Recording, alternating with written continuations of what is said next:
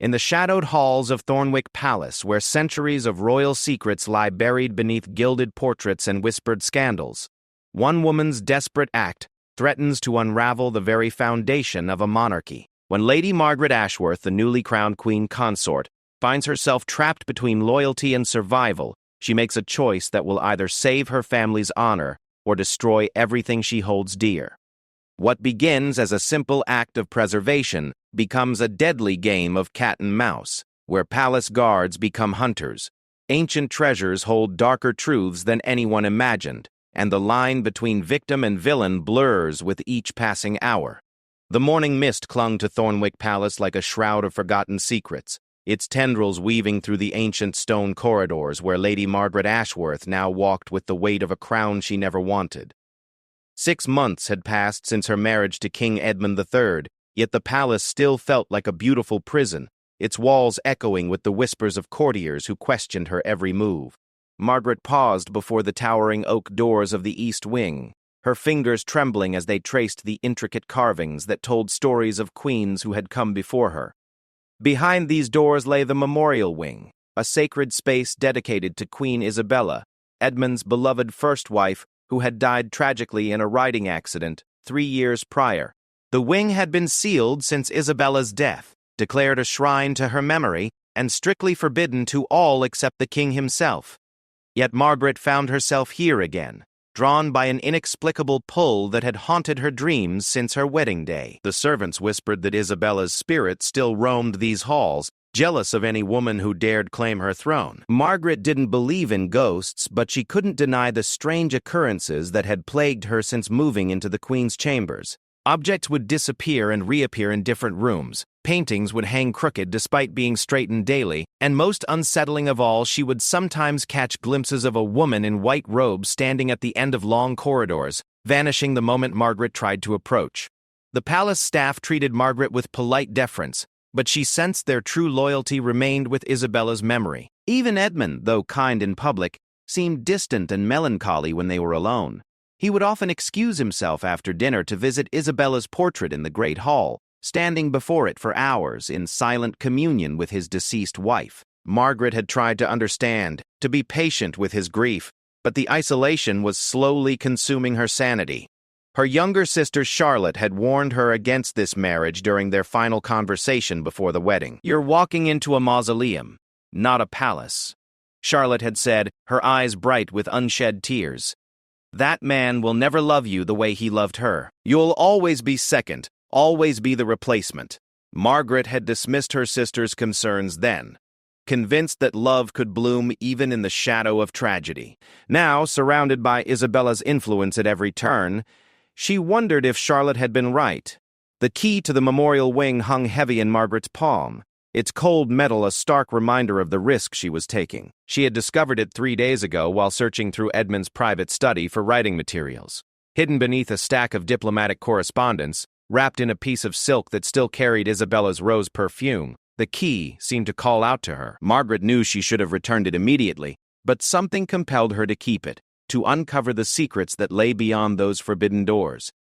As she inserted the key into the lock, the mechanism turned with surprising ease, as if it had been waiting for her touch, and the doors swung open silently, revealing a corridor bathed in ethereal morning light streaming through tall windows.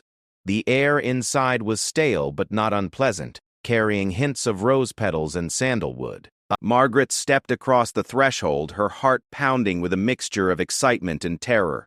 The Memorial Wing was more magnificent than she had imagined. Unlike the rest of the palace, which bore the marks of centuries and multiple renovations, this space seemed frozen in time. The walls were lined with portraits of Isabella in various stages of her life, from a laughing child to a radiant bride to the regal queen she had become. Each painting captured a different aspect of her beauty, her golden hair seeming to glow even in oils and canvas, her blue eyes following Margaret's movements with an intensity that made her skin crawl. The first room Margaret entered appeared to be Isabella's private sitting room, preserved exactly as it had been on the day of her death. A half-finished embroidery project lay on a small table beside the window, the needle still threaded with golden silk. Books remained open to pages Isabella had been reading, their margins filled with her elegant handwriting.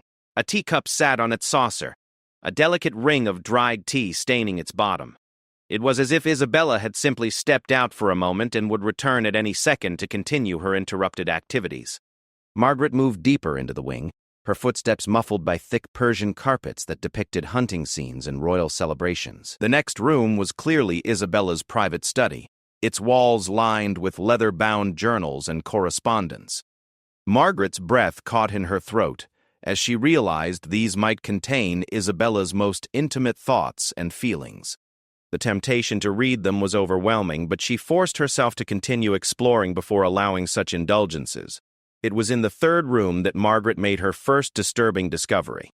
This space appeared to be Isabella's treasure room, filled with jewelry, artifacts, and precious objects from around the kingdom. But many of the display cases were empty, their velvet-lined interiors bearing only the ghostly impressions of missing items. Dust outlines on shelves showed where valuable pieces had once stood. Someone had been systematically removing Isabella's treasures, but who had the authority to enter this sealed wing? Margaret's investigation was interrupted by the sound of approaching footsteps in the corridor outside. Panic seized her as she realized someone was coming toward the memorial wing. She had no explanation for her presence here, no excuse that would satisfy Edmund's certain fury at her violation of Isabella's sanctuary. The footsteps grew closer, accompanied by the jingle of keys and the low murmur of male voices. Desperate, Margaret looked around for somewhere to hide. The treasure room offered little concealment, but she noticed a small door partially concealed behind a tapestry depicting Isabella's coronation. Without hesitation, she slipped through the door and found herself in a narrow passage that seemed to run between the walls of the main rooms.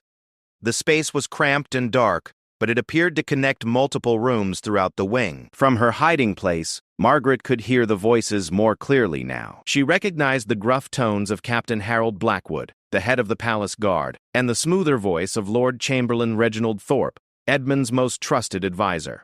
They were discussing something in hushed, urgent tones, but she couldn't make out their words clearly through the thick walls. "The inventory must be completed before the king discovers anything amiss," she heard Blackwood say. "Too much has already gone missing." Isabella's collection was vast, came Thorpe's reply. "Surely a few missing pieces won't be noticed among so many treasures." Margaret's blood ran cold as the implications of their conversation became clear. Members of Edmund's own inner circle were stealing from Isabella's memorial collection. But why? And more importantly, how long had this been going on? She pressed her ear closer to the wall, straining to hear more of their conversation. "The Queen Consort has been asking questions about the East Wing," Blackwood continued. "Yesterday, she inquired about accessing the historical archives. We cannot afford to have her poking around here." "Margaret is harmless," Thorpe replied dismissively. "She lacks the cunning to cause real trouble. Besides, she's too concerned with winning the king's affection to focus on palace intrigue." The casual contempt in their voices made Margaret's cheeks burn with humiliation and anger. They saw her as nothing more than a naive newcomer, unworthy of their concern or respect. But their underestimation would prove to be a crucial mistake. "And, nevertheless," Blackwood said, "we should accelerate our timeline. The next shipment needs to leave before the spring court sessions begin. Too many foreign dignitaries asking questions about Isabella's famous collection." Margaret heard their footsteps moving away, followed by the sound of doors closing and locks clicking into place. She waited several minutes before emerging from the hidden passage, her mind racing with the implications of what she had overheard. The theft of Isabella's treasures wasn't random or opportunistic. It was systematic and organized, involving some of the most powerful men in the kingdom. As she made her way back through the memorial wing, Margaret began to notice details that had escaped her attention during her initial exploration. Certain display cases had been rearranged to disguise the missing items, with remaining pieces spread out to fill empty spaces. Some of the more valuable jewelry had been replaced with clever reproductions that would fool a casual observer, but not someone with Margaret's trained eye for fine craftsmanship. Her father had been a jeweler before his elevation to nobility, and Margaret had spent countless childhood hours in his workshop, learning to distinguish genuine gems from clever fakes. The skills she had thought useless in her royal life were now proving invaluable. She could see at a glance which pieces were authentic and which were substitutions. But the most shocking discovery awaited her in Isabella's private bedchamber. Here, surrounded by the intimate belongings of the dead queen, Margaret found evidence of the most audacious theft of all. Isabella's coronation tiara, the legendary crown of stars that had adorned the heads of queens for 5 centuries, had been replaced with an elaborate fake. The real crown, worth more than most kingdoms' entire treasuries, was gone. Margaret sank into Isabella's chair, overwhelmed by the magnitude of what she had uncovered. This wasn't simple theft. It was a betrayal of the most sacred kind. The memorial wing wasn't just Isabella's shrine. It was a repository of the kingdom's most precious royal artifacts, accumulated over generations and entrusted to Edmund's care. By allowing these thefts to continue, either through negligence or complicity, the king was failing in his most fundamental duty as guardian of the realm's heritage. But Margaret's shock was nothing compared to the terror that seized her when she heard her name being called from the main corridor. Edmund's voice echoed through the memorial wing, filled with a cold fury she had never heard before. "Margaret, I know you're in there. Come out immediately." Her blood turned to ice as she realized her worst fear had been realized. Edmund had discovered her unauthorized entry into Isabella's sanctuary. There would be no explanation that could satisfy him, no excuse that could save her from his wrath. She had violated the most sacred space in the palace, the one place he had explicitly forbidden her to enter. As Margaret slowly made her way toward the main corridor, her legs trembling with each step, she tried to formulate some explanation that might minimize Edmund's anger. But her mind was reeling from the discovery she had made. How could she possibly explain what she had seen without revealing that she had been spying on his most trusted advisors? And more importantly, how could she warn him about the systematic theft of Isabella's treasures without seeming to accuse his inner circle of betrayal? The confrontation that awaited her in the corridor would change everything. Edmund stood silhouetted against the morning light streaming through the tall windows, his face a mask of barely controlled rage. Captain Blackwood flanked him, his hand resting meaningfully on his sword hilt, while Lord Chamberlain Thorpe watched from a discreet distance, his expression unreadable. "How dare you?" Edmund said, his voice low and dangerous. "How dare you defile Isabella's memory with your presence here?" Margaret opened her mouth to speak, to explain, to defend herself, but no words came. In that moment, she realized that her marriage, her position, her very life might hang in the balance of the next few minutes. The game of royal intrigue that had seemed so distant and abstract when viewed from the outside had suddenly become a deadly serious matter of survival. The treasures she had seen, the conversations she had overheard, the evidence of systematic theft, all of it would have to wait. Right now, Margaret needed to focus on the immediate threat standing before her. Edmund's love for Isabella's memory was absolute and unforgiving, and Margaret had just committed the one sin he could never forgive. As the confrontation began, Margaret found herself at the center of a web of palace intrigue, far more complex and dangerous than she had ever imagined. The memorial wing, which she had entered out of curiosity and longing, had become the stage for a drama that would test every ounce of her courage, intelligence, and determination. The battle for truth, justice, and survival was about to begin. The silence in the memorial wing corridor stretched like a taut bowstring, ready to snap at the slightest provocation. Margaret stood frozen before her husband, acutely aware that every word she spoke in the next few moments could determine not only her future as queen, but her very survival in the treacherous world of palace politics. Edmund's face was a masterpiece of controlled fury, his usually warm brown eyes now cold as winter stones. "I asked you a question, Margaret," Edmund said, his voice carrying the weight of absolute authority. "What are you doing in Isabella's wing?" Margaret's mind raced through possible responses, each one seeming more inadequate than the last. She could claim curiosity, plead ignorance, or attempt to deflect with tears and apologies. But something in Edmund's stance, in the way Captain Blackwood and Lord Chamberlain Thorpe positioned themselves like predators surrounding wounded prey, told her that simple excuses would not suffice. They expected weakness from her, anticipated the collapse of a frightened woman caught in transgression. Perhaps it was time to surprise them. "I came here because I had to understand," Margaret said, lifting her chin with a courage she didn't entirely feel. "I needed to know who Isabella truly was, not the perfect ghost everyone expects me to compete with." Edmund's expression flickered with something that might have been surprise, but his voice remained hard. "You had no right," No right to enter this sacred space, to disturb her memory with your jealous curiosity. Jealous? The word struck Margaret like a physical blow, and suddenly her fear transformed into something far more dangerous, righteous anger. I have tried to honor Isabella's memory. I have accepted that I will always be second in your heart, that every room in this palace whispers her name, that every servant looks at me and finds me wanting. But I refuse to be condemned for trying to understand the woman whose shadow I must live in for the rest of my life.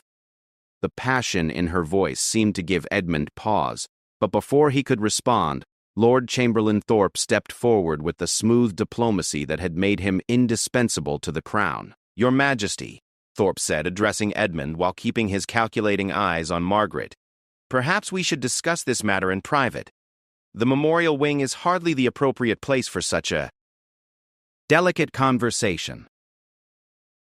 Margaret noticed how Thorpe's gaze darted nervously toward the treasure room she had just explored, and understanding struck her like lightning. He was afraid of what she might have seen, what she might have discovered during her unauthorized exploration, the stolen treasures, the systematic looting of Isabella's collection. Thorpe wanted her away from the evidence before she could piece together the full scope of their crimes. "No," Margaret said firmly, surprising everyone, including herself. "If I am to be condemned for entering Isabella's sanctuary, then let it be here, in her presence. Let her memory witness whether justice or prejudice guides your judgment." Edmund stared at his wife as if seeing her for the first time. In 6 months of marriage, Margaret had been unfailingly deferential, accommodating, eager to please. This sudden display of backbone was as unexpected as it was intriguing. "Very well," Edmund said slowly. "Explain yourself. What drove you to commit this violation?" Margaret took a deep breath, knowing that her next words would either save her or damn her completely. She could feel the weight of the palace around her, centuries of royal intrigue and deadly games played in these very halls. But she also felt something else, a strength she had never known she possessed, forged in the crucible of isolation and humiliation she had endured since her wedding day. "I found the key to this wing in your private study," she began, watching Edmund's face carefully for his reaction. Hidden beneath diplomatic correspondence, wrapped in silk that still carried Isabella's perfume. For days I wrestled with the temptation to use it, knowing it was forbidden, yet unable to ignore the pull I felt toward this place. "You stole from my private study?" Edmund's voice carried genuine shock now, mixed with a growing respect for his wife's audacity. "I borrowed," Margaret corrected, "just as someone has been borrowing from Isabella's treasure collection." The effect of her words was immediate and electric. Captain Blackwood's hand moved instinctively to his sword, while Lord Chamberlain Thorpe went pale as parchment. Edmund looked genuinely confused, glancing between his advisors and his wife with growing concern. "What are you talking about?" Edmund demanded. Margaret felt the moment of truth arriving like a thunderclap. Everything she said now would be weighed against her credibility as an outsider, a newcomer who might be deflecting attention from her own crimes by making wild accusations. But the evidence she had seen was undeniable, and she had to trust that Edmund's love of justice would overcome his advisor's influence. "The treasure room," Margaret said, pointing toward the door she had explored earlier. "Many of the display cases are empty. Valuable pieces have been replaced with clever reproductions. Even Isabella's coronation tiara, the crown of stars itself, has been substituted with a fake. The accusation hung in the air like a sword of Damocles." Edmund's face went through a series of transformations: disbelief, concern, and finally a cold fury that made his earlier anger seem mild by comparison. But his rage wasn't directed at Margaret. "Thorpe," Edmund said, his voice deadly quiet. "Open the treasure room, now." Lord Chamberlain Thorpe hesitated for just a moment too long, and that hesitation was as damning as a full confession. "Your Majesty, surely you don't believe these wild accusations from someone who has already proven herself untrustworthy by violating the memorial wing?" "I said open the room," Edmund repeated, and there was no mistaking the royal command in his voice. As they moved toward the treasure room, Margaret found herself walking beside Captain Blackwood, who leaned close enough to whisper in her ear, "You have no idea what forces you're meddling with, girl. Some secrets are buried for good reason.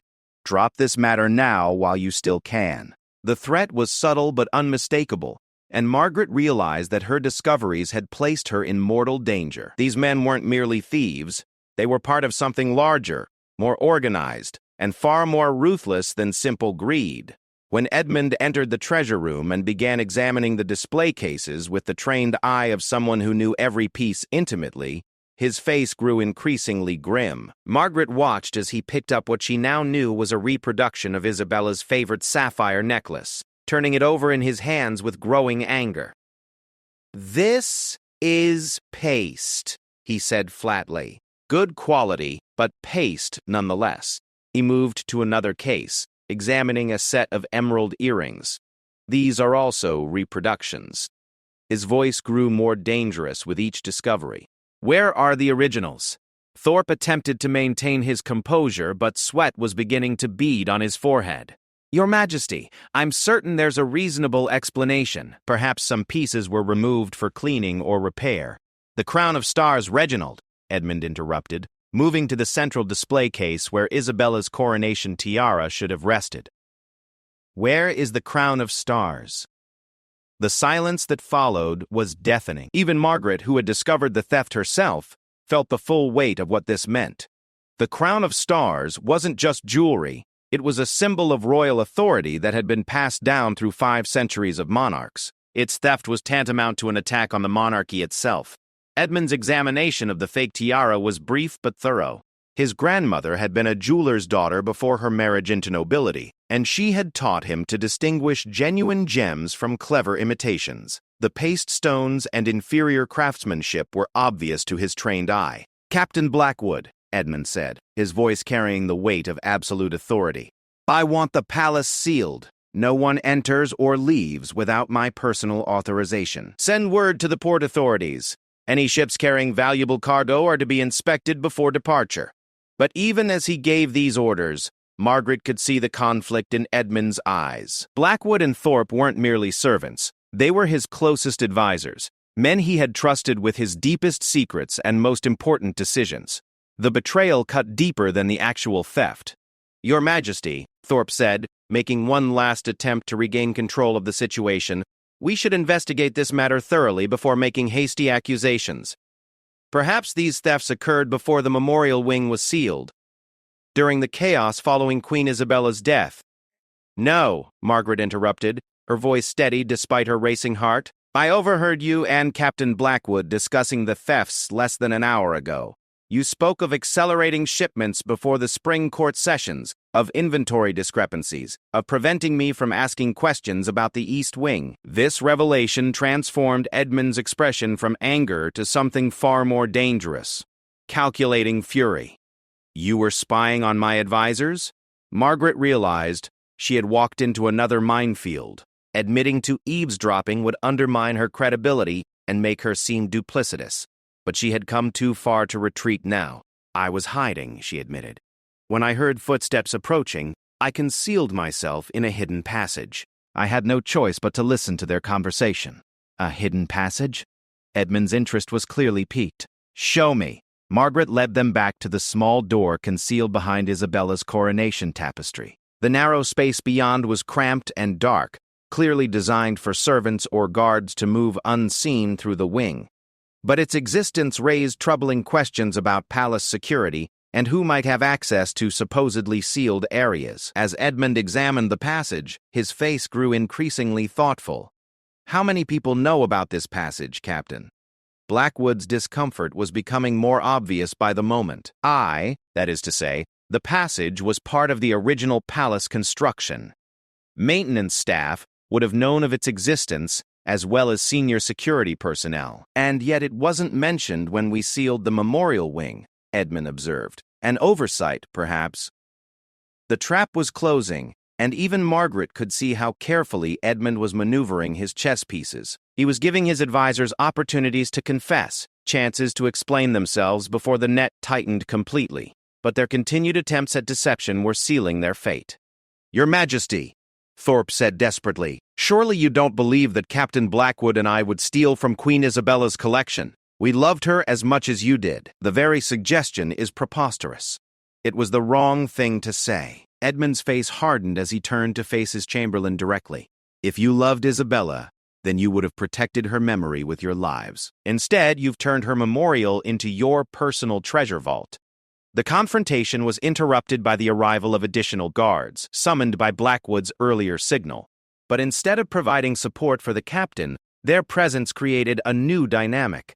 These were younger men who served Edmund directly, not the older guards whose loyalty might be compromised by years of association with corrupt officers. Lieutenant Morrison? Edmund addressed the lead guard. I want Captain Blackwood and Lord Chamberlain Thorpe confined to their quarters pending a full investigation into theft from the memorial wing. They are to have no contact with anyone outside the palace, and all their correspondence is to be monitored. The shock on Blackwood's and Thorpe's faces was complete. They had expected Edmund to handle this matter quietly, perhaps allowing them to make restitution while maintaining their positions. The public nature of their disgrace was clearly unexpected. Edmund, Thorpe pleaded, abandoning formal protocols in his desperation. 20 years of loyal service must count for something. If there have been irregularities, surely we can resolve them privately.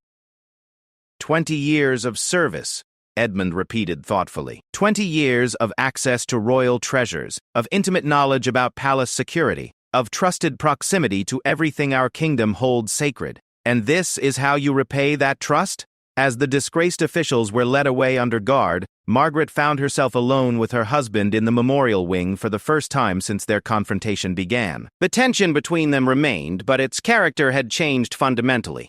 She was no longer the guilty party seeking forgiveness. She was a witness whose testimony had exposed a conspiracy at the heart of the kingdom. You realize what you've done, Edmund said, his voice heavy with exhaustion and something that might have been admiration. You've destroyed two of the most powerful men in my government with a few words. Margaret met his gaze steadily. I've told the truth about what I saw and heard. Nothing more, nothing less. Truth, Edmund mused. Such a simple word for such a dangerous concept. Thorpe was right about one thing. You're not the harmless newcomer we all believed you to be. The backhanded compliment stung, but Margaret forced herself to remain calm. I never wanted to be harmless, Edmund. I wanted to be worthy of the crown I wear, worthy of the title I bear. I wanted to be someone Isabella herself might have respected. For the first time since entering the memorial wing, Edmund's expression softened slightly.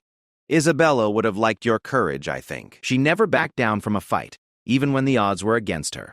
They stood in silence for a moment, surrounded by the remnants of Isabella's life and the evidence of the betrayal that had violated her memory. Margaret could feel the weight of history pressing down on them, the sense that this moment would be remembered and analyzed by future generations. What happens now? Margaret asked. Edmund's answer would set the stage for everything that followed, determining not only their personal relationship, but the future stability of the kingdom itself. The theft of royal treasures was more than mere crime. It suggested corruption that might extend far beyond two officials. Networks of complicity that could threaten the very foundations of royal authority. Now, Edmund said grimly, we discover how deep this conspiracy runs, and we pray that we can root it out before it destroys everything our ancestors built. The investigation that would follow would test Margaret's courage, challenge Edmund's judgment, and ultimately transform their marriage from a political arrangement into something neither of them had expected. But first, they had to survive the dangerous game they had just entered, where allies could become enemies overnight, and the price of truth might be higher than either of them was prepared to pay. The memorial wing, which had been sealed to preserve Isabella's memory, had become the catalyst for a reckoning that would shake the kingdom to its foundations. And at the center of it all stood Margaret, no longer the timid newcomer seeking acceptance, but a queen who had found her voice at the most crucial moment in her reign. The great oak table in the king's private council chamber had witnessed centuries of momentous decisions, from declarations of war to treaties that shaped the destiny of nations. Now it bore the weight of evidence that threatened to topple the very government it had served for so long. Spread across its polished surface were ledgers, correspondence, financial records, and detailed inventories that painted a picture of corruption so vast and systematic that even Edmund struggled to comprehend its scope. 3 days had passed since the confrontation in the memorial wing, and each hour had brought new revelations that made the theft of Isabella's treasures seem like merely the tip of a massive iceberg. Margaret sat across from her husband, Her initial triumph at exposing Thorpe and Blackwood now tempered by the sobering reality of what they had unleashed. The investigation had revealed a network of corruption that extended far beyond two ambitious officials into the very heart of the kingdom's infrastructure. The Port Authority records show irregular shipments dating back 2 years, Edmund said, his finger tracing a line of entries in a leather-bound ledger. Always small enough to avoid suspicion individually, but collectively representing a fortune in stolen royal artifacts. Margaret leaned forward to examine the documents more closely. Her father's training in commerce and trade, once dismissed as beneath her royal station, now proved invaluable in understanding the complex web of transactions and false documentation that had facilitated the thefts. They weren't working alone, she observed. This level of coordination requires accomplices in multiple departments. The realization that had been growing in both their minds was finally spoken aloud. The conspiracy wasn't limited to two men motivated by greed. It was a carefully orchestrated operation that had infected the highest levels of government. Treasury officials had falsified records to conceal missing items. Port authorities had allowed suspicious shipments to pass without proper inspection. Even some members of the palace guard had been compromised, providing security information that enabled the thieves to operate with minimal risk of detection. A knock at the door interrupted their grim analysis. Lieutenant Morrison entered, his young face bearing the strain of the past few days' revelations. "Your Majesty, we've completed the interrogation of the junior treasury clerks. They've provided information about additional officials who may be involved." Edmund gestured for the lieutenant to continue, though Margaret could see the toll this investigation was taking on her husband. Each new name on the list of suspected conspirators represented not just a betrayal but the collapse of relationships he had built over years of rule. Sir Geoffrey Hamilton in the Treasury Department admits to altering inventory records in exchange for gold, Morrison reported. Master Thomas Fairfax at the port confesses to expediting certain shipments without proper documentation, and, he hesitated, clearly reluctant to deliver the next piece of information. "Continue," Edmund commanded. "Lord Chancellor Pemberton's private secretary has been cooperating with the investigation. She reports unusual meetings between the Chancellor and Lord Thorpe, often involving foreign merchants and unexplained payments to offshore accounts." The news hit Edmund like a physical blow. Lord Chancellor Pemberton wasn't merely another government official. He was Edmund's childhood friend, a man who had stood beside him during his coronation, who had been privy to the kingdom's most sensitive secrets for over a decade. If Pemberton was involved, the corruption had reached the absolute pinnacle of royal authority. Margaret watched her husband struggle with this latest revelation, seeing for the first time the loneliness and isolation that came with absolute power. Edmund couldn't trust his advisors, couldn't rely on his friends, couldn't even be certain which of his guards remained loyal. The throne that had seemed so magnificent from the outside now appeared to be a prison of suspicion and betrayal. "Have we heard from the foreign contacts?" Margaret asked, partly to give Edmund time to process the devastating news about Pemberton. Morrison nodded grimly. "That's perhaps the most disturbing aspect of this entire affair. The stolen treasures weren't being sold to private collectors as we initially assumed. They were being traded to foreign governments in exchange for military intelligence and strategic information. The implications were staggering. What had begun as an investigation into theft had uncovered evidence of espionage and treason. Isabella's precious artifacts, symbols of the kingdom's heritage and culture, had been used to purchase secrets that could threaten national security. The memorial wing hadn't just been violated, it had become the epicenter of a conspiracy that endangered the entire realm. "Which foreign governments?" Edmund asked, his voice deadly quiet. "The evidence points to our neighbors to the north, Your Majesty. The Kingdom of Valeria has been acquiring detailed information about our military capabilities, our trade routes, our diplomatic relationships. In exchange, they've been providing gold and safe passage for the stolen artifacts through their territory." Margaret felt a chill run down her spine as she remembered the recent diplomatic tensions with Valeria. Border disputes that had seemed minor now took on ominous significance. Trade negotiations that had stalled without clear explanation suddenly made perfect sense. Valeria had been playing a longer, more dangerous game than anyone had realized. How extensive is their intelligence gathering? Morrison consulted his notes with obvious reluctance. "They know the locations of our border fortifications, the size and deployment of our military units, even the names and personal details of our intelligence operatives in foreign courts. Your Majesty, they know almost everything about our defensive capabilities." The silence that followed was heavy with implications. Margaret could see Edmund's mind working through the strategic ramifications, calculating the kingdom's vulnerability now that their enemies possessed such comprehensive intelligence. The theft of royal treasures, devastating as it was on a personal level, had become a matter of national survival. "There's something else," Morrison continued hesitantly. "The investigation has revealed that Queen Isabella may have discovered the initial stages of this conspiracy before her death." Both Edmund and Margaret stiffened at this revelation. Isabella's tragic riding accident had been thoroughly investigated at the time, with no evidence of foul play. But if she had uncovered evidence of treason among Edmund's closest advisors, her death took on an entirely different character. "Explain," Edmund commanded. "Among Isabella's personal papers, we found correspondence expressing concerns about irregularities in the Treasury reports. She had begun conducting her own investigation, requesting financial records, and asking detailed questions about palace security procedures.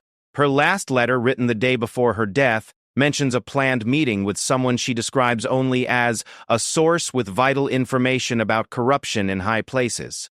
Margaret felt the world tilt around her as the full horror of the situation became clear. Isabella hadn't died in a simple riding accident. She had been murdered to prevent her from exposing the very conspiracy they were now investigating.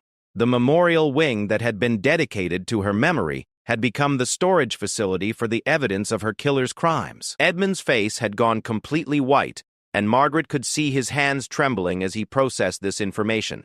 His beloved wife, the woman whose memory he had treasured for 3 years, had been betrayed and murdered by men he trusted, men who had stood beside him at her funeral and offered comfort during his grief.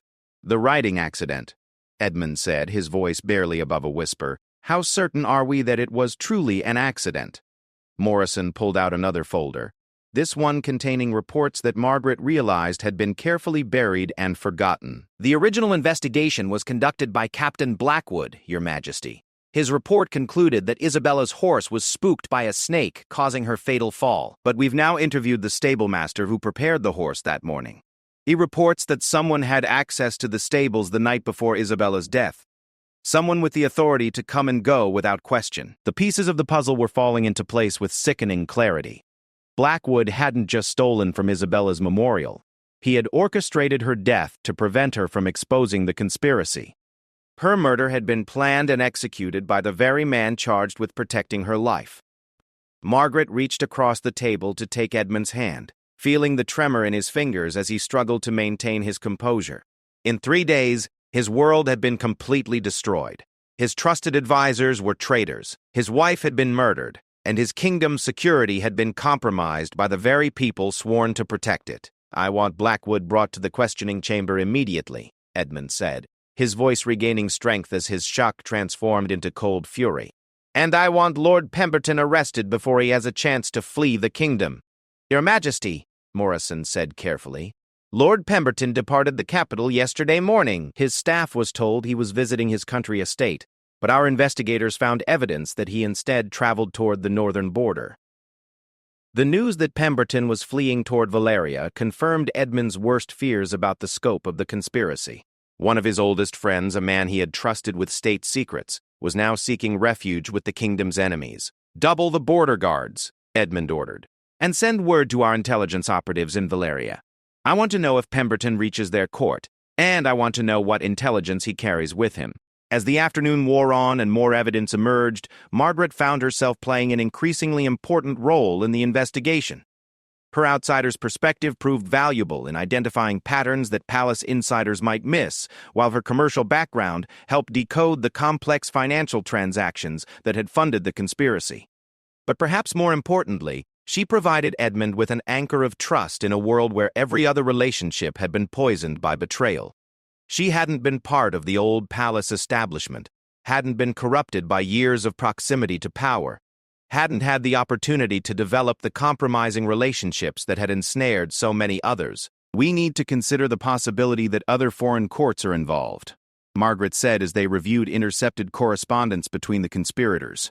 If Valeria could purchase this kind of intelligence, other kingdoms might have made similar arrangements. Edmund nodded grimly. The investigation will expand to include all foreign diplomatic contacts over the past 2 years. We need to know how much damage has been done, and who else might be compromised. The scope of the investigation was becoming overwhelming, requiring resources and expertise that strained the kingdom's capabilities. But Edmund was determined to root out every trace of corruption, no matter the cost. Too much had already been lost to half measures and misplaced trust. As evening approached, a messenger arrived with news that would test Edmund's resolve even further. The crown of stars, Isabella's priceless coronation tiara, had been located in a Valerian noble's private collection. Recovering it would require delicate diplomatic negotiations or military action that could provoke a war. "They're not going to return it voluntarily," Margaret observed as they studied maps showing the location of the Valerian estate where the crown was being held. "They'll claim it was purchased legitimately, that they had no knowledge of its stolen status." Edmund's jaw tightened as he contemplated his options. Military action would recover the crown, but at the cost of countless lives and possible defeat if Valeria's intelligence advantage proved decisive. Diplomatic pressure might fail completely, leaving Isabella's most precious possession in enemy hands forever. "There may be another way," Margaret said slowly, an idea beginning to form in her mind. "Something that doesn't require either war or surrender." Edmund looked at his wife with growing interest and respect. In just 3 days, she had transformed from a timid newcomer into a strategic thinker whose insights were proving invaluable. Her next proposal would set in motion events that would either save the kingdom or destroy it completely. The investigation that had begun with the discovery of missing treasures was about to become something far more dangerous. A covert operation that would test Margaret's courage and Edmund's trust in ways neither of them could have imagined. The stakes were no longer just personal or political, they had become a matter of national survival. As night fell over the palace, Margaret and Edmund prepared for the most dangerous phase of their campaign against the conspiracy that had already cost Isabella her life and threatened to destroy everything they held dear. The memorial wing that had started it all now seemed like a sanctuary compared to the treacherous path that lay ahead. The autumn wind howled through the bare branches surrounding Castle Ravenscroft, the remote fortress that served as Margaret's temporary residence while she played the most dangerous role of her life. For 2 weeks, she had been Lady Catherine Whitmore, a wealthy widow seeking to purchase rare artifacts for her private collection. The elaborate deception had required months of careful preparation, false documents, and the creation of an entirely fictional identity that could withstand scrutiny from Valerian intelligence operatives. Margaret adjusted the heavy black mourning dress that was part of her disguise, its somber elegance perfectly suited to a woman supposedly grieving her late husband while seeking solace in beautiful objects. The irony wasn't lost on her. She was masquerading as a widow to recover the treasures of another woman who had been widowed by death, just as she herself had nearly been widowed by betrayal. The plan she had proposed to Edmund was audacious in its simplicity. Rather than demanding the return of the stolen artifacts through official diplomatic channels, they would arrange for their purchase by a private collector. Margaret would pose as this collector, using intelligence gathered from the conspiracy investigation to approach the Valerian nobles who had received the stolen treasures. The operation required her to enter enemy territory alone, relying on nothing but her wits and her ability to maintain a fictional identity under pressure. Edmund had initially rejected the plan as too dangerous, but the strategic situation left few alternatives. Diplomatic pressure had failed completely, with Valeria claiming ignorance about the origins of the artifacts in their possession. Military action remained possible, but would likely result in the destruction of the very treasures they sought to recover. Margaret's covert operation offered the only hope of retrieving Isabella's legacy without triggering a war. Now, as she prepared for the evening's crucial meeting with Count Victor Demidov, the Valerian noble who possessed the crown of stars, Margaret reflected on the remarkable journey that had brought her to this moment. 6 months ago, she had been a naive newcomer desperate for acceptance in a court that saw her as an unwelcome intruder. Tonight, she was a spy operating deep in enemy territory, carrying forged documents and a purse full of gold coins that had been carefully aged to appear authentic. The transformation hadn't been easy.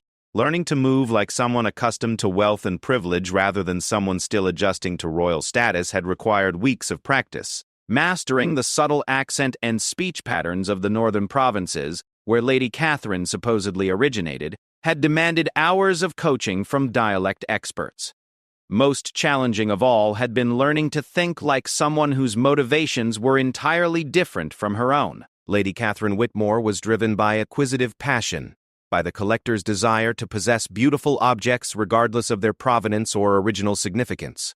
She was the type of person who would pay premium prices for artifacts with questionable histories, asking few questions as long as the pieces satisfied her aesthetic desires. Margaret found this mindset almost alien to her own values, but she had learned to inhabit it convincingly. Her cover story was carefully constructed around verifiable facts. Lady Catherine was the widow of a merchant who had made his fortune in the spice trade, leaving her wealthy but socially isolated, in a world that valued inherited nobility over commercial success. Her grief over her husband's death had manifested as an obsessive collecting habit, particularly for jewelry and ceremonial objects that reminded her of happier times. She was known to pay premium prices and ask few questions about provenance, making her an ideal customer for sellers of stolen goods. The supporting documentation for this identity was extensive and expertly crafted. Letters of credit from northern banks, correspondence with other collectors, even fake entries in commercial registers going back several years. If Count Demidov chose to investigate Lady Catherine's background, he would find a consistent and believable history that would satisfy all but the most thorough scrutiny. But Margaret knew that the success of her mission depended on more than just paperwork and false names. She needed to understand the psychology of the people she was deceiving, to anticipate their concerns, and address their suspicions before they could fully form. Count Demidov was no ordinary noble. Intelligence reports suggested he was a sophisticated player in the world of international intrigue, someone who had survived decades of court politics through careful judgment and ruthless pragmatism. The evening's meeting had been arranged through intermediaries, shadowy figures who operated in the gray area between legitimate commerce and outright crime. Margaret's fictional reputation as Lady Catherine had been carefully cultivated through these channels, with staged transactions and planted references designed to establish her credibility as a serious collector willing to pay extraordinary prices for exceptional pieces. As darkness fell over Castle Ravenscroft, Margaret made her final preparations for the encounter that would determine the success or failure of her mission. The crown of stars represented more than just a valuable artifact. It was a symbol of royal authority that had legitimized monarchs for 5 centuries. Its recovery would restore an important piece of the kingdom's heritage, while dealing a significant blow to Valerian intelligence operations. The meeting was scheduled to take place in the castle's library, a room chosen for its atmosphere of scholarly respectability and its acoustic properties that would prevent eavesdropping. Margaret had spent hours studying the layout of the building, identifying escape routes and potential hiding places in case the deception was discovered and she needed to flee quickly. Count Demidov arrived precisely at the appointed hour, his appearance matching the intelligence reports Margaret had memorized. He was a man in his 50s with silver hair and calculating gray eyes, dressed in the subdued elegance that marked Valerian nobility. His movements were careful and controlled, suggesting both physical competence and mental discipline. This was not someone who would be easily deceived or manipulated. "Lady Catherine," he said, offering a formal bow that managed to convey respect without any suggestion of subservience. "I trust your journey to our kingdom has been pleasant?" "Quite pleasant, thank you," Margaret replied, allowing just a hint of her assumed northern accent to color her words. "Though I confess I'm eager to conclude our business and return to my estates. Travel at my age becomes increasingly tiresome." The Count's eyes narrowed slightly as he studied her appearance, and Margaret realized he was evaluating not just her words, but her entire presentation. The morning dress, the jewelry that was expensive but not ostentatious, the slight stoop in her shoulders that suggested a woman carrying the weight of grief. Every detail was being assessed for authenticity. "Of course," Demidov said smoothly. "Grief makes us all impatient for the comforts of home. I understand you have an interest in ceremonial crowns?" "Among other things," Margaret replied carefully, "my late husband was fascinated by the craftsmanship of royal jewelers. I find that acquiring similar pieces helps me feel connected to his memory." It was a dangerous moment, requiring Margaret to project emotional vulnerability while maintaining the mercenary practicality that characterized Lady Catherine. The Count was clearly testing her reactions, looking for inconsistencies that might suggest she was something other than what she appeared to be. "I have several pieces that might interest you," Demidov continued, gesturing toward an ornate chest that had been placed on the library table. "Each has its own fascinating history, though I'm afraid documentation of provenance can be incomplete." The euphemism was delivered with a slight smile that acknowledged the questionable origins of his merchandise without actually admitting to any wrongdoing. Margaret recognized the careful dance of plausible deniability that allowed both parties to participate in illegal transactions while maintaining the fiction of legitimate commerce. As Demidov began displaying his collection, Margaret felt her heart race when she recognized pieces from Isabella's treasury that had been described in the investigation reports. A sapphire necklace that had belonged to Edmund's grandmother, emerald earrings that Isabella had worn at her coronation, a jeweled dagger that had been crafted to commemorate a military victory. All were presented as if they were legitimate merchandise, rather than stolen national treasures. "This piece might be of particular interest," the Count said, lifting a velvet cloth to reveal the crown of stars in all its magnificent glory. 15th century craftsmanship, they tell me. The central diamond is particularly remarkable, nearly flawless and of exceptional size. Margaret forced herself to maintain her composure as she gazed upon Isabella's coronation tiara for the first time since discovering its theft. The crown was even more beautiful than she had imagined, its intricate gold work supporting a constellation of gems that seemed to capture and reflect light from every angle. This was more than just a piece of jewelry. It was a masterwork of artisan skill that represented centuries of royal tradition. "The asking price?" she inquired, keeping her voice steady despite the emotional significance of the moment. "For a piece of this caliber, I would require 50,000 gold sovereigns," Demidov replied, watching her face carefully for any reaction to the astronomical sum. Margaret had expected the price to be enormous, but the actual figure still took her breath away. 50,000 gold sovereigns represented a fortune that could purchase entire estates or fund small armies. Even for someone supposedly as wealthy as Lady Catherine, such an expenditure would require careful consideration.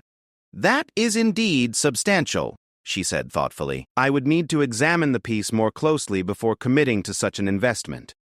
What followed was perhaps the most challenging performance of Margaret's life. She needed to demonstrate the expertise that would justify such a large purchase, while avoiding any display of knowledge that might reveal her true identity. Her childhood exposure to her father's jewelry work proved invaluable as she examined the crown's construction, identifying techniques and materials that confirmed its authenticity while maintaining the persona of an enthusiastic amateur. "The workmanship is exceptional," she observed, running her fingers along the crown's intricate gold filigree. "These techniques haven't been used in generations. Where did you say it originated?" "The documentation is somewhat vague," Demidov replied evasively. "Family collection acquired through inheritance. You understand how these things are. Records from centuries past can be incomplete." Margaret nodded as if accepting this explanation, though she knew perfectly well that the crown had been stolen from Isabella's memorial less than 3 months ago. The Count's casual lies about its provenance demonstrated the sophistication of the operation that had targeted the kingdom's treasures.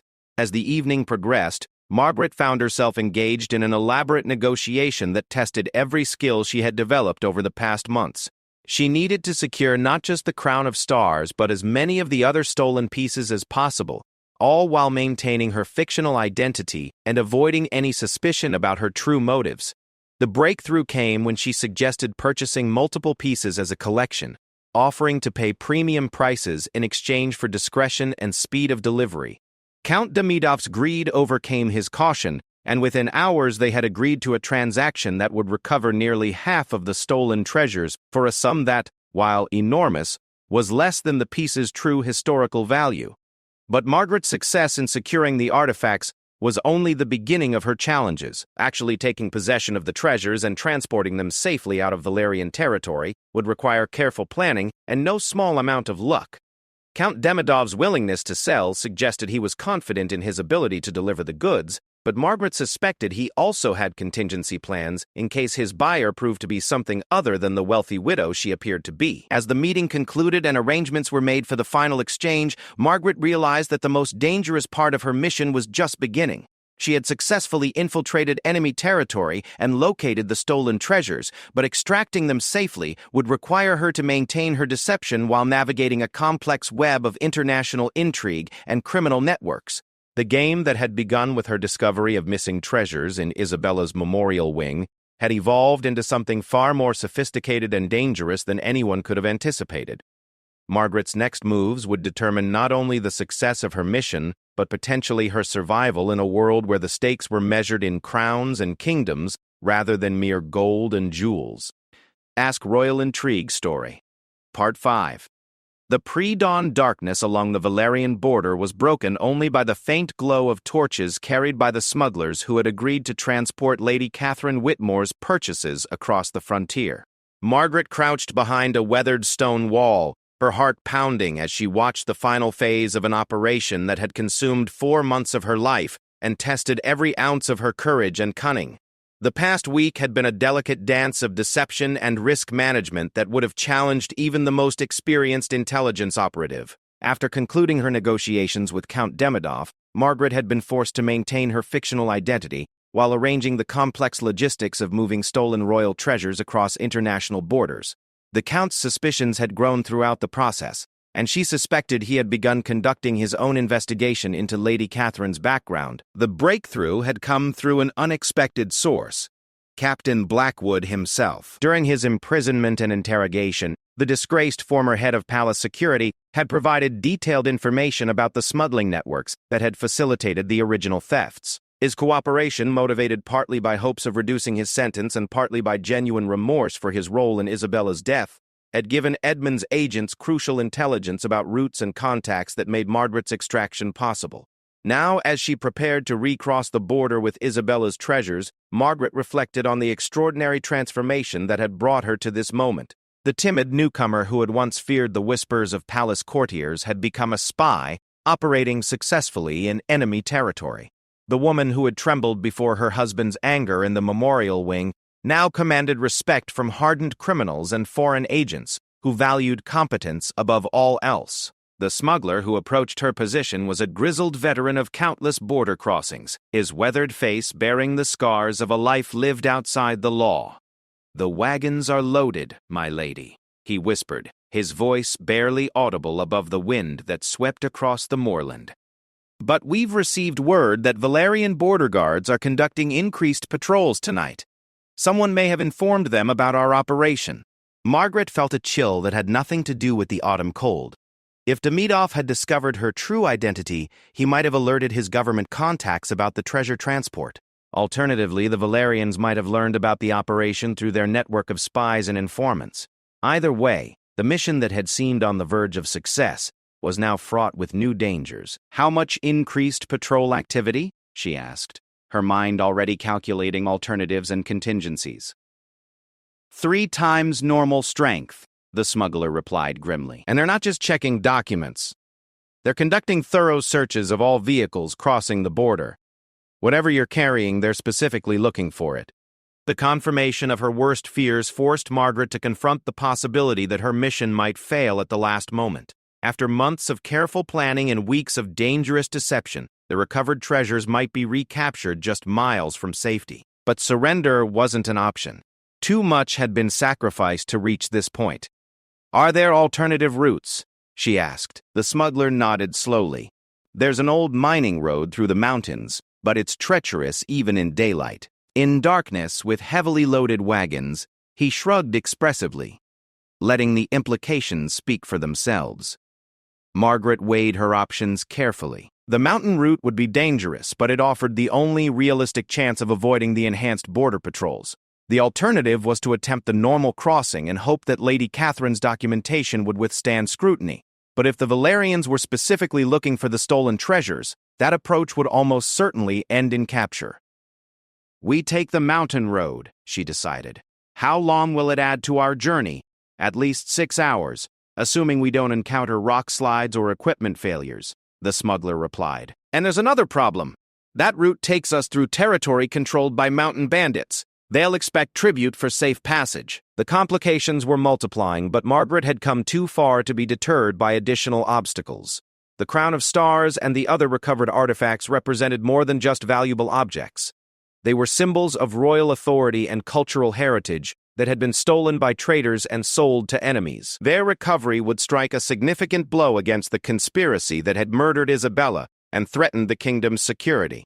As the small convoy began its treacherous journey through the mountain passes, Margaret found herself thinking about the people who had made this mission possible, Edmund's trust in allowing her to undertake such a dangerous operation. Lieutenant Morrison's intelligence work that had provided crucial information about smuggling routes. Even Blackwood's cooperation, motivated by guilt and desperation, but still essential to their success. The mountain road proved every bit as challenging as the smuggler had warned. The heavily loaded wagons struggled with steep gradients and sharp turns that had been carved from solid rock generations ago by miners seeking access to now depleted deposits. Several times the convoy was forced to stop while rocks were cleared from the path or equipment was repaired, after suffering damage from the harsh conditions. The encounter with mountain bandits came as they approached the highest point of their journey. A group of armed men emerged from concealed positions among the rocks, their leader stepping forward to negotiate with the smuggler in the rough dialect of the border regions. Margaret remained hidden beneath the canvas covering one of the wagons, but she could hear enough of the conversation to understand that the bandits were demanding payment for safe passage. The negotiation was tense and protracted, with both sides understanding that violence would benefit no one. The bandits wanted tribute, but not enough to interfere with their long-term relationship with the smuggling operation. The smuggler needed safe passage, but couldn't appear weak enough to invite future exploitation. Margaret listened to the careful dance of threat and compromise, marveling at the complex social dynamics that governed even criminal enterprises. The resolution came when the smuggler offered a percentage of the cargo's value rather than a fixed payment, demonstrating trust in the bandits' assessment while ensuring that their tribute would be proportional to the risk they were accepting. The bandits accepted this arrangement, providing not just safe passage but actual escort service through the most dangerous sections of the mountain route. As dawn broke over the peaks surrounding them, Margaret caught her first glimpse of her homeland in nearly a month. The familiar sight of the royal standards flying over border fortifications filled her with emotions she hadn't expected: relief, pride, homesickness, and a deep appreciation for the security and stability she had taken for granted before her mission began. But the most dangerous part of their journey was yet to come. Even within friendly territory, they needed to avoid attention from customs officials and border guards who might ask uncomfortable questions about the convoy's cargo. The treasures needed to be transported discreetly back to the capital, where they could be properly authenticated and restored to their rightful place in the royal collection. The solution came through another network that Blackwood's intelligence had revealed: legitimate merchants who supplemented their income by providing cover for certain types of sensitive cargo.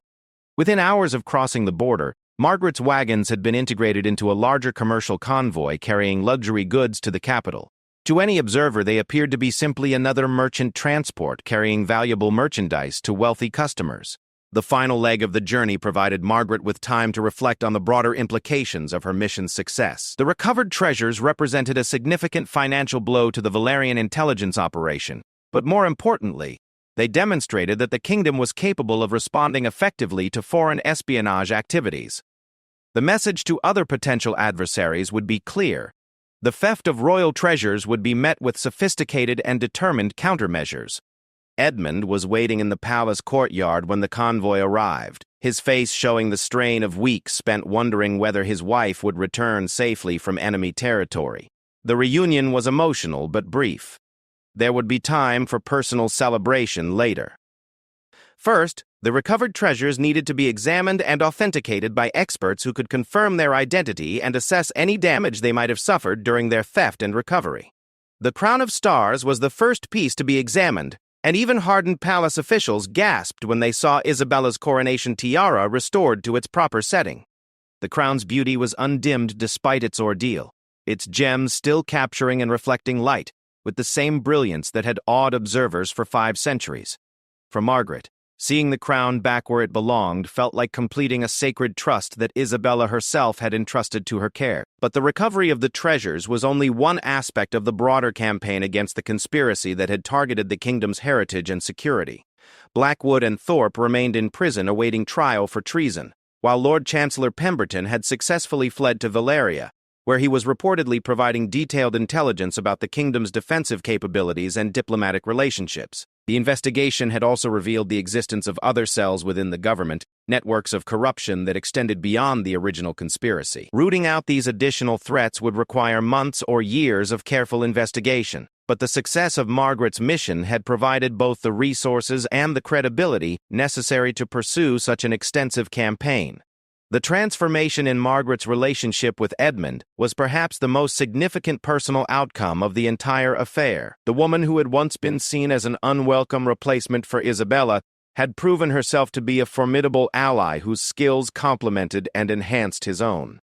Their marriage, which had begun as a political arrangement, had evolved into a genuine partnership based on mutual respect and shared commitment to the kingdom's welfare. The memorial wing, which had been the setting for the first confrontation between Margaret and Edmund's advisors, was finally reopened as a proper shrine to Isabella's memory. But now it served a dual purpose, honoring the memory of a queen who had died trying to protect her kingdom's treasures, while celebrating the courage of another queen who had risked everything to recover them. The recovered treasures were displayed not just as beautiful objects, but as symbols of resilience and determination. Each piece told a story of theft and recovery, of betrayal and justice, of the complex struggles required to preserve cultural heritage in a world where even trusted allies might become enemies overnight. Margaret's portrait was commissioned to hang beside Isabella's in the memorial wing, not as a replacement but as a complement. The two queens, united by their love for Edmund and their dedication to the kingdom's welfare, would be remembered together as examples of the different forms that royal service could take. The conspiracy that had begun with petty theft had ultimately strengthened the kingdom by exposing and eliminating sources of corruption that might otherwise have remained hidden for years. The painful lessons learned about trust and betrayal would make future administrations more vigilant and more resilient in the face of similar threats. As Margaret stood in the memorial wing on the first anniversary of her discovery of the missing treasures, she reflected on the remarkable journey that had brought her to this moment. The timid newcomer who had once feared palace whispers had become a queen, whose intelligence and courage were celebrated throughout the kingdom and feared by its enemies. The crown of stars glittered in its display case, a symbol not just of royal authority, but of the determination required to protect and preserve the values that authority represented. Isabella's memory lived on not just in the treasures she had once worn, but in the legacy of service and sacrifice that had inspired others to follow her example. The game of royal intrigue that had seemed so dangerous and complex when viewed from the outside had proven to be exactly what Margaret had suspected, a test of character that revealed the true nature of all who participated in it. Some, like Blackwood and Thorpe, had failed that test spectacularly. Others, like Margaret herself, had discovered strengths and capabilities they never knew they possessed. The memorial wing that had once been a source of intimidation and isolation had become a sanctuary of inspiration and hope. The whispers that had once threatened to undermine Margaret's confidence now spoke of respect and admiration for a queen who had proven herself worthy of the crown she wore. In the end, the royal shock that had begun with the discovery of theft had transformed into a royal triumph that would be remembered and celebrated for generations to come. The treasures had been recovered, the conspirators had been defeated, and the kingdom had emerged stronger and more secure than it had been before the crisis began. Margaret's story had become part of the palace's living history, a reminder that courage and determination could overcome even the most daunting challenges when applied with intelligence and persistence. The memorial wing would continue to inspire future generations of queens and kings who faced their own tests of character and commitment. The crown that had once seemed so heavy with obligation and expectation now rested lightly on Margaret's head, supported by the confidence that came from having proven herself worthy of the responsibilities it represented. The game of royal intrigue continued, but she was no longer a reluctant player. She had become one of its most skilled and successful practitioners,